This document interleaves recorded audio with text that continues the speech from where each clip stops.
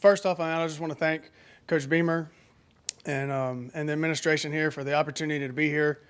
I got in, literally been here 24 hours as of about 12 o'clock, and pulling into this parking lot this morning and driving out of here last night is just it's surreal. You know, I went with Eric Kimmery just a second ago. I've gotten Bojangles and I've gotten Rushes since I've been here. So the next one I got is Zestos, and I'll hit the trifecta. So, man, I'm just excited to be here. Excited for the opportunity. I grew up coming to these games and being in this stadium every Saturday and walking up that sidewalk. So to be here is a dream come true for me and for my family. And couldn't be more excited about being with Coach Beamer and being with his staff, and looking forward to getting to work. Mike Yuba with the first one. Justin, kind of just explain this process for you in terms of when Coach Beamer reached out to you, and as someone that coached football in the Midlands and just around this area, I know a lot of people are familiar with you and your family. What was that kind of process like? And when he did offer you that position, what was like the first thing you did? I mean, who was the first person you reached out to? The first one was my wife. She's an East Texas girl and hadn't really been too far from home. We're 5.5 hours away from her family when we were in Arkansas. And so first was just checking with her and saying, hey, is this something you'd be willing to do? The process happened really fast. And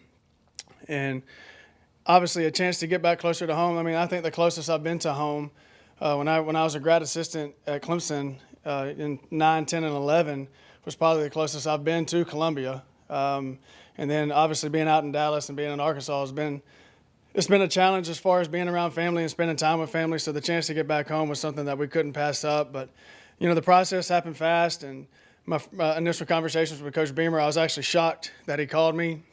But, again, like I said earlier, the chance to be part of this and to be part of his staff and be part of getting this program back right was something that I couldn't pass up. Dick Cox. Hi, Coach. I'm Dick Cox with Lindy Sports and Cox Sports Broadcasting. You're well known already around the state, though, but what's the most important thing that you want people that don't know you to know about you? And second part of that, talk about two Furman boys getting together and coaching at South Carolina. Yeah, for the first part of that, as I hope what I'd want people to know is that relationships mean a lot to me. Relationships with my players, relationships with the staff, relationship with the great coaches in this state. I'm where I am today because of high school coaches. I can think of numerous ones around the state that either coached me here when I was here at camp, trying to as a high school kid, trying to get a scholarship to South Carolina, as a young coach that kind of helped me get a job. Growing up in this state, growing up around the high school coaches in the state. My dad was a high school coach in this state. I'm very thankful for all those relationships, but the number one thing I want people to know is that this place means a lot to me. It's home. I tell everybody, every coach I talk to about this decision was, Justin, you don't get too many chances where you get a chance to go home and coach around your family and be around your family. So the chance to be here, like I said earlier, is a dream come true. I'm very grateful to all the relationships here, but I want people to know they're going to get a relentless recruiter. I'm not going to be outworked in recruiting, and I'm going to put everything I have into my players. My players they're my family. That's something that's really important to me, is building those relationships. And I wouldn't be here today without Des Kitchens. It's always been a dream of mine to work with him. He came back to Furman my last few years at Furman, and had a chance to get coached by him. Not specifically, but he was on the staff. I grew up watching him run touchdowns at Wagner Sally. So it's a dream come true for me to be on the staff with him. Eric Boynton. Yeah, Eric Boynton with the Spartanburg Herald-Journal. How emotional, can you kind of describe your emotions about this whole thing? Just a little bit of what you've talked about coming home, your home state, but just how emotional are you around this whole situation? Well, I was hoping you weren't going to ask me that, so I didn't get emotional.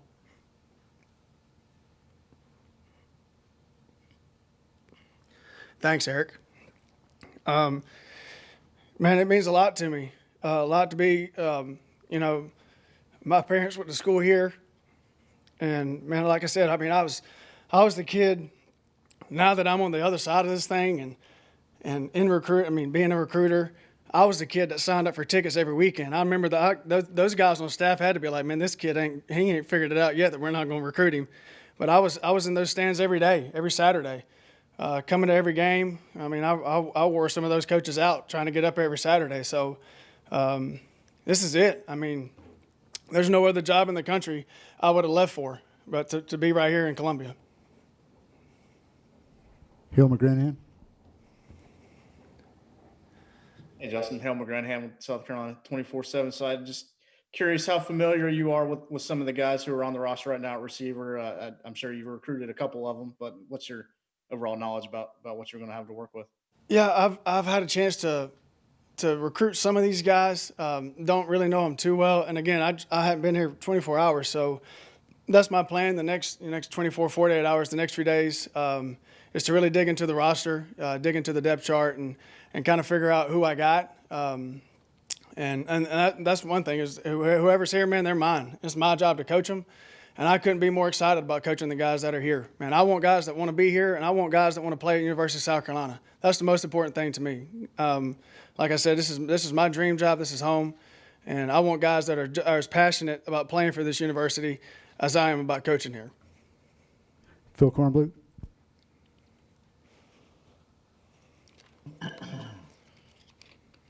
Hey, Coach, good to see you again.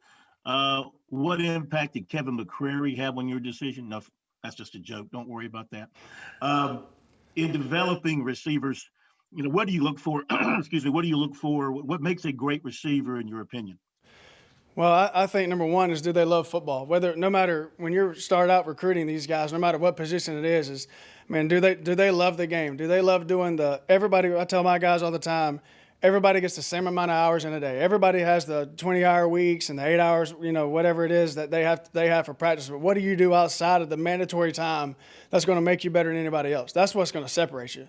And so what is their work ethic? My number one question when I talk to high school coaches before we offer is, hey, man, how much does this guy work outside of what you require him to do? Does he really love the game of football?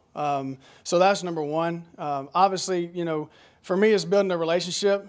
I think you can only push a player as far as your relationship goes.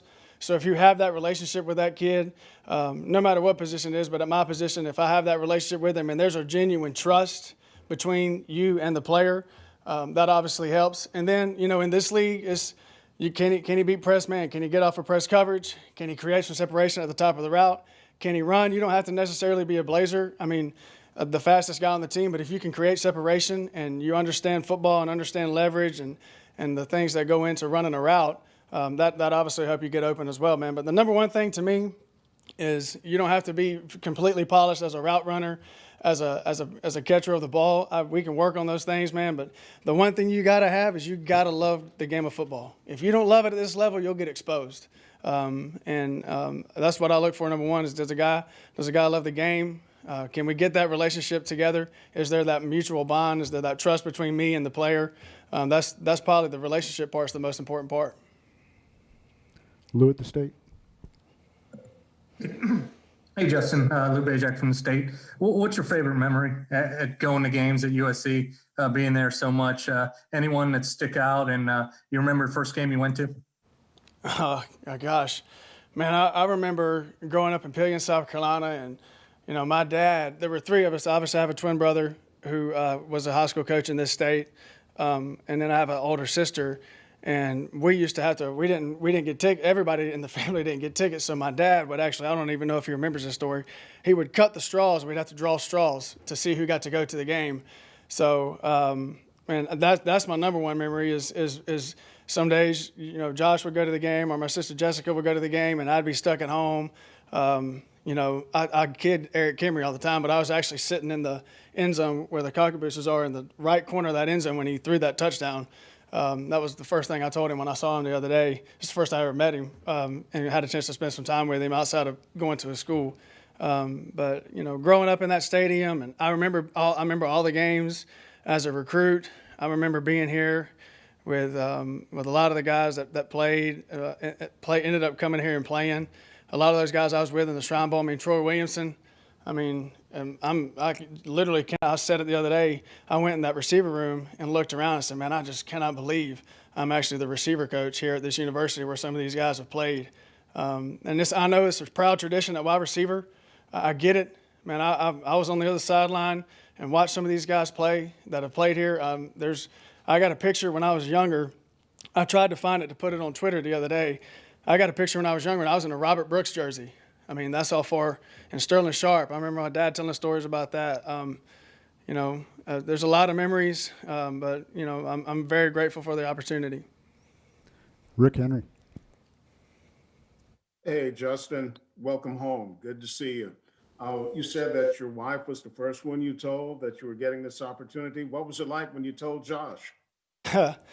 It was awesome. I don't, and Rick, you've been around my brother and I for a long time, and we've been praying for you. And good to see you doing well. But he was excited. He was very excited. We hadn't had a chance to really be around each other a lot just the last few years with him being at Georgia State, and obviously they've had good success, and Coach Elliott there and playing in ball games. We've seen each other last year. I think we saw each other for one day over Christmas.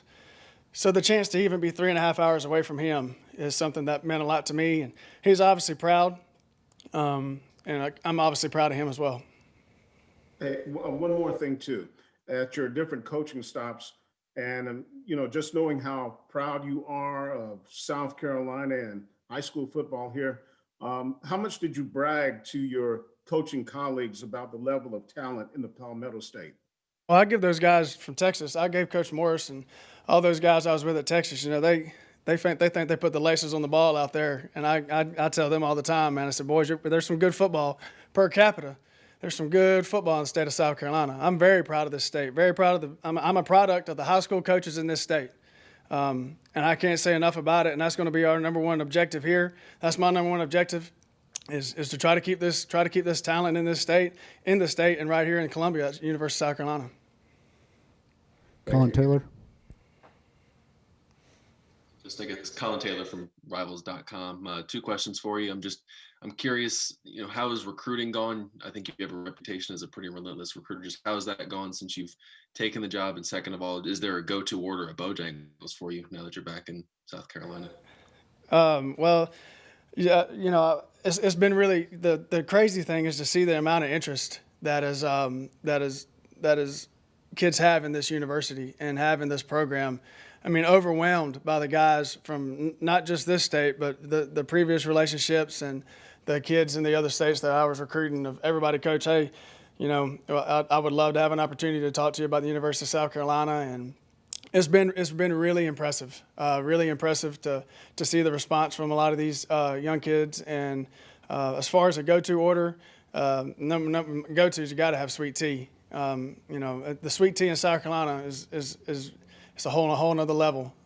So obviously the sweet tea, and then today was it was chicken supremes, but usually it's a Cajun filet biscuit and some bow berries. So I stuck with the chicken tenders today. Good choice. I like it. Josh Kendall. Hi, Justin. Josh Kendall with The Athletic. Nice to meet you. Yes, sir.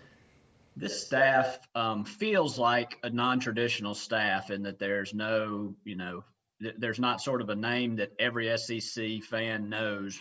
You haven't been with this group long, clearly, a matter of hours. What's your gauge on how y'all are going to work together and what something unique you can bring as a unit? I think that's a great point. Coach Limbo and Coach Limbo was at Elon my last year playing. So I'm working with a guy that, coached against me in college, and think a lot of what he's done in his career, and, and just knowing Coach Beamer, knowing him and knowing what he's all about, there was no doubt in my mind that he was going to put together a great staff that mirror his values and what he wants for his program. So that's the number one thing as I was excited about was being around good people. I think when you're around good people and you surround your players with good people, I think it goes down to the kids. The kids see how close the staff is and see how well we work together. Obviously, right now, everybody loves everybody. There's no bullets flying, but I know that Coach Beamer's put together a staff that when things do get tough and adversity does hit, because we're going to hit adversity this year, we get stronger together, we pull together, and we find solutions and figure out ways to fix problems. I'm excited for the direction of this program. I'm excited for the type of men that we have in here. As a young coach, I still consider myself a young coach. I'm excited for the guys that have been doing this a little bit longer than I have, to be around them and to learn from them and to learn their tricks in recruiting, to learn, different things about how to manage players and how to run meetings. That's something I'm looking forward to. And I think the players will see how close we are and see how hard we work as a staff, and I think that'll trickle down to them. John Del Bianco. Justin, obviously growing up here, what the facilities were like when you were here in Columbia growing up as a kid. Just, being here for less than a day, what have you been able to see about the improvements at the stadium and obviously the building you're in right now? Yeah, I've never, yesterday when I drove up here is the first time I've ever seen this. I remember being, when this place got built, being out of Arkansas and seeing the reveal, and I got to watch the players run through here and seeing their reaction to it. And my first immediate reaction was like, man, it's going to be impossible to get a kid out of South Carolina now with the facilities the way they are. The last time I was here, everything was in the end zone. And I mean, this place is unbelievable.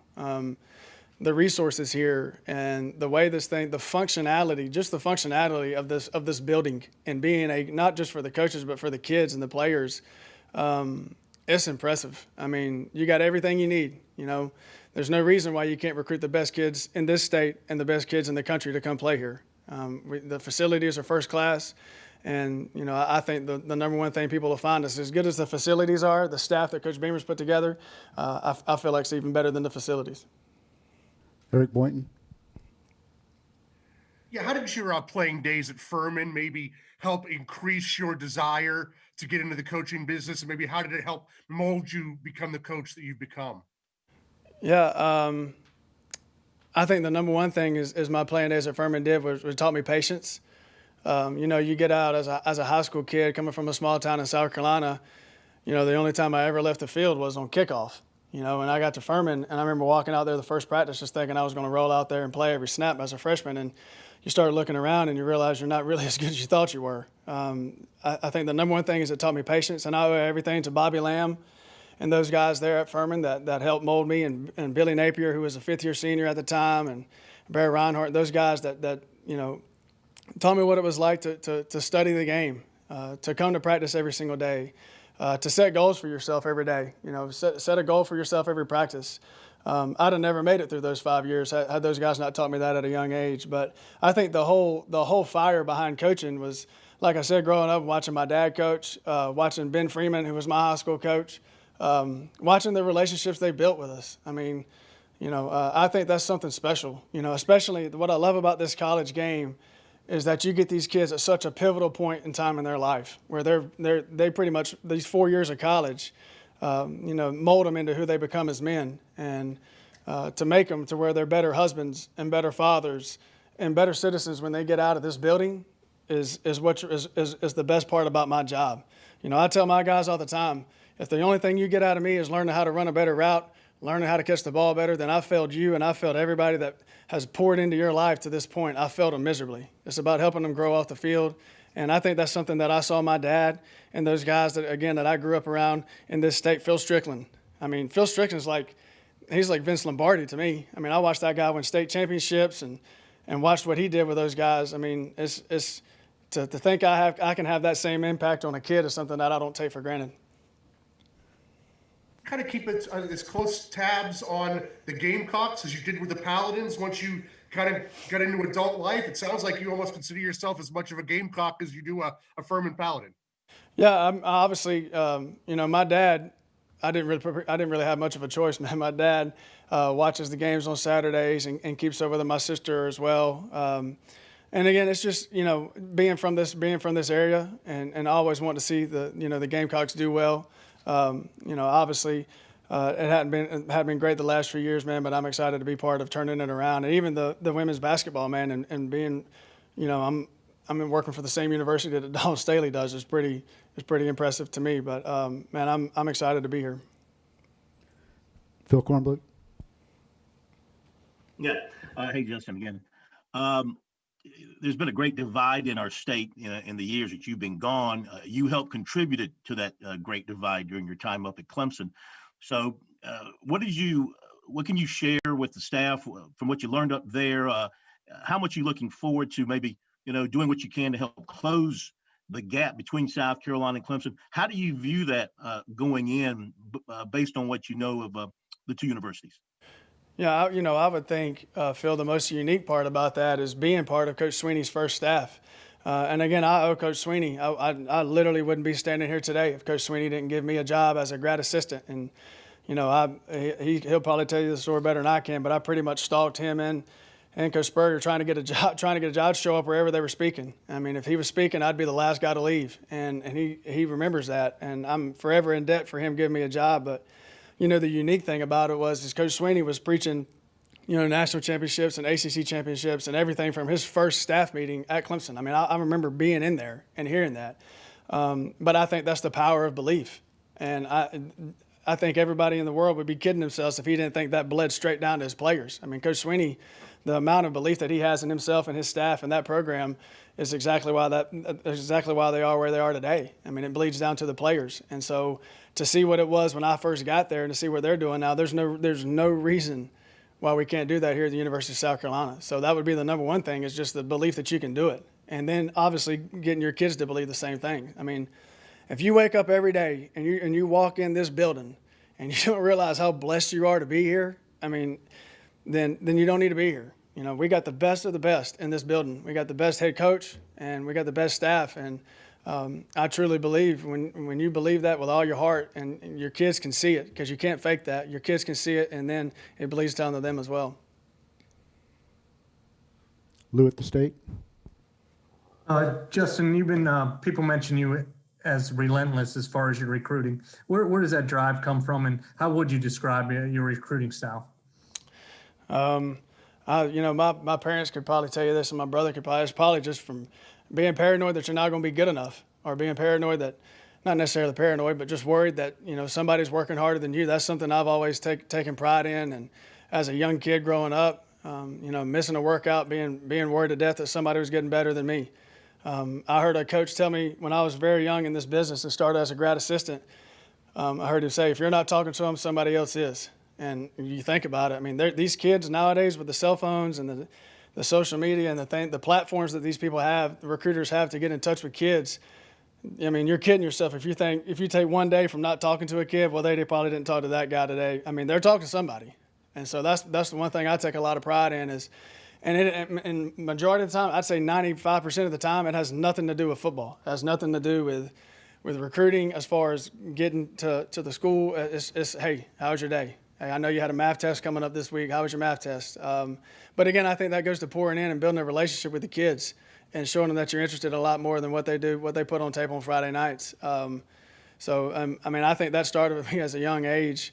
I just take a lot of pride in trying to build the best relationship. If somebody feels, the worst thing I could hear is that, man, I had a better relationship with that coach than I did with Coach Stepp. I mean, that'd be the worst thing in the world for me to hear. I'd rather him tell me he just didn't want to come than to tell him he had a better relationship with somebody. And that's something I take a lot of pride in. Hale McGranahan. Curious, who's the best high school player you watched growing up? Who's the best high school player you played against? These are all in South Carolina, of course. And who's the best high school player that you've coached against from the state? Oh, I'm going to tell you right now, hands down, still to this day, the best high school player I've ever seen in my life was Charles Ben from Calhoun County High School. And, Rick, I know you remember him. I mean, they had me trying to cover that guy. I mean, and he was legitimately pointing over saying, hey, throw it over here. And I was like, man, I hope they don't. I mean, I couldn't stop him. And I told him that the other day. I mean, he messaged me on Twitter. And pretty special that a guy from back in 2001, man, messaged me about congratulating me on the job. But him was by far the best one I've seen in person, and obviously playing against him. And then obviously Demetrius Summers, man, I remember watching him play. I remember being at the state championship game here, and it was legitimately one of the best one-man performances I've ever experienced in my life. he was special. It was almost when he wanted to, he could completely take over a game. And obviously being in Texas, man, I got to watch Kyler Murray play. I mean, that guy's just he's unbelievable. But Charles Bean, I tell everybody, I still tell Coach Rump, man, I said that guy's he's the best I've ever played against. Dick Cox. Being a college and high school coach for 37 years, I've collected little things over the years, and I just got a plaque the other day that says a good coach can change a game, a great coach can change a life. Talk a little bit about what you see your role in coaching as being. Yeah, I mean, it's kind of what I hit on a minute ago. Is just preparing these guys for life after football. I mean, you know, my goal as a coach, and I remember when I got married, when I married my wife, Brooke, I mean, Bobby Lamb was there. Ben Freeman, he couldn't come, but he was one of the first invitations I sent. I mean, because those guys, I mean, outside of my dad, my high school football coach and my college football coach impacted my life more than anybody. I mean, and you just think, when you think about that, man, it makes you every day, when you're having a bad day, you got to suck it up because these kids are coming in here and you never know what kind of problem they may have had that day, but it might be one thing you say to them, and you never know when it might be, you know, but one thing you say to them is going to stick with them for the rest of their lives. And I think that's the number one thing is just being there for these kids and making an impact on their lives. So it's like I said earlier, if all I do is make them a better football player, then I failed them, I failed their families, and, you know, I take an extreme amount of pride in making sure these guys know I love them and know I care. But love's not a word, is a word I'm not afraid to use. I want my kids to know I love them. Obviously, that's built over time, and that's built through going through adversity, going through tough times together. But letting these guys know that there's somebody that has their back, and it's not just a 4-year while you're in this building playing for the University of South Carolina. This is 40 years down the road when you can't play anymore, and you have a wife and you have your kids, and you know, I want to be there. I want to be the guy. I want to be one of the first ones that get the wedding invitation. That's something that would be really important to me. And Eric Boynton. Yeah, I was just curious. You know, you just paid a big compliment to Phil Strickland. Did you have a very, a personal relationship with him, or is he a guy that you kind of just watched Justin from afar and admired how he went about his coaching business and the success he had? Well, other than him beating my brains out my freshman and sophomore year of high school, no. But I mean, the guy was just unbelievable. I mean, I went to the Shrine Bowl with my brother. I still think I was a lottery pick there. I'm not sure how I got there, but especially after I saw the room I was in. But man, Coach Strickland treated me like I had played for him at Batesburg Leesville for 4 years. You know, I mean, he was, and because I was a little immature in high school, as probably all of us were. But man, I was competitive, and man, that guy just put his arm around me and told me he cared about me, he loved watching me play, and man, I'll never forget that. I mean, I walked into the Shrine Bowl trying to figure out what I was doing there, and I think he could sense that. And put his arm around me, man, and say, hey, you belong here, and, man, you're going to have a great week. And, I mean, that was in 2001. And we're in 2021, and I'm still talking about it. So it obviously had an impact on my life. And the last question goes to John Del Bianco.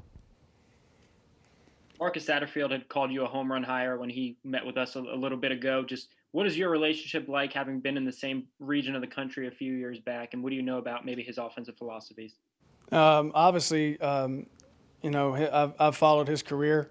I was at SMU and he was at Temple, and obviously got the chance to watch his offenses 2 years in a row there. Man, they were so disciplined, and they were efficient, and very just you could watch those guys play and you could tell they were very well coached.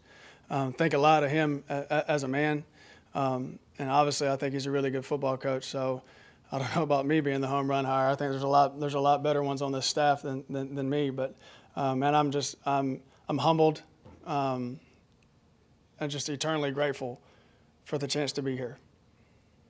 And with that, we will wrap it up for today. Appreciate everybody taking the time, and hopefully we'll do this again real soon with some other coaches. Thank you, Justin. Thanks, guys. Thanks very much. Thanks.